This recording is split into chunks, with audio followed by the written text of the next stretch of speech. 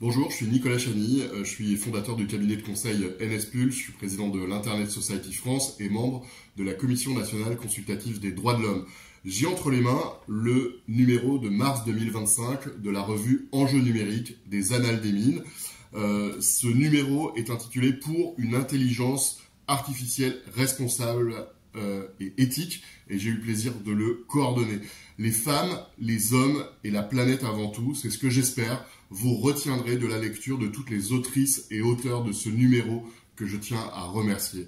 Elles et ils vont vous inciter à repenser nos actions humaines, personnelles, professionnelles, que l'on soit novice ou spécialiste à l'heure de l'intelligence artificielle.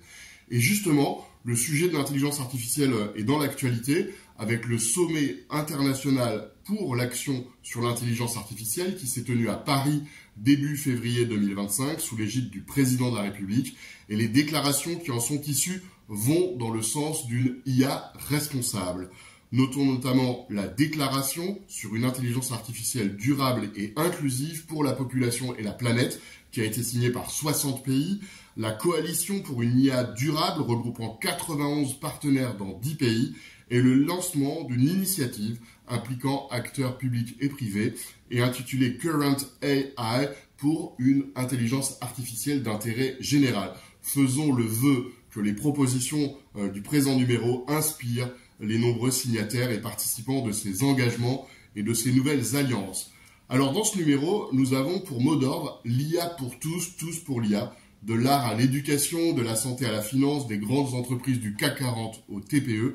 C'est toute la société qui doit s'emparer de l'intelligence artificielle comme elle s'est déjà emparée du numérique. S'emparer d'un sujet, c'est expérimenter, c'est comprendre les fondements, c'est échanger sur les peurs, les besoins et les envies de toutes et tous afin de ne pas se laisser dépasser par les décisions ou les choix des autres sur ce sujet. C'est ce type de démarche que mettent en œuvre par exemple Frédéric Bardot avec Simplon ou Jean Catan du Conseil national du numérique avec les cafés IA. Ils partagent leur expérience dans ce numéro. L'IA responsable, c'est aussi se pencher sur les enjeux environnementaux. Le stockage des données, la puissance de calcul, la multiplication des data centers sont autant de défis qui posent question et sur lesquels les mesures doivent encore être prises. Les auteurs du numéro se penchent sur l'impact de l'IA sur notre environnement. Laure de la Rodière, présidente de l'ARCEP, alerte sur plusieurs impacts potentiels des intelligences artificielles génératives. Et Mathieu Delem, Christophe Clouzot, Vincent Courboulet, Jean-Luc Marini, Emmanuel Nury, Romuald Ribot et Claire Verdier planchent sur l'intégration de l'IA pour des services numériques éco-conçus. L'IA responsable, c'est aussi les enjeux sociaux, les atteintes au respect des droits humains, la mésinformation, comme nous avons pu le voir dans les récentes élections à l'international.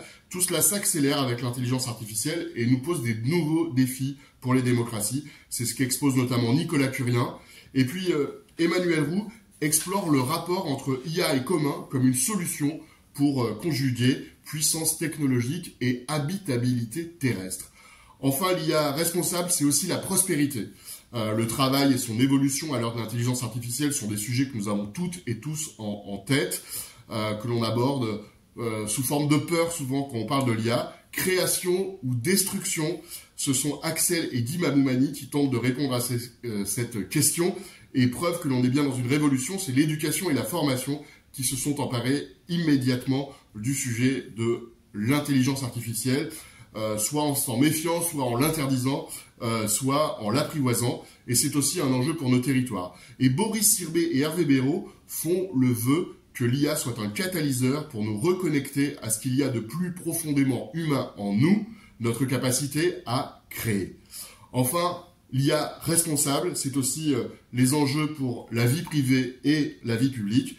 Les autrices et auteurs de ce numéro d'enjeux numériques consacré à une IA responsable et éthique abordent les défis que pose l'intelligence artificielle à nos libertés individuelles et à nos données personnelles, des sujets majeurs en droit et en régulation.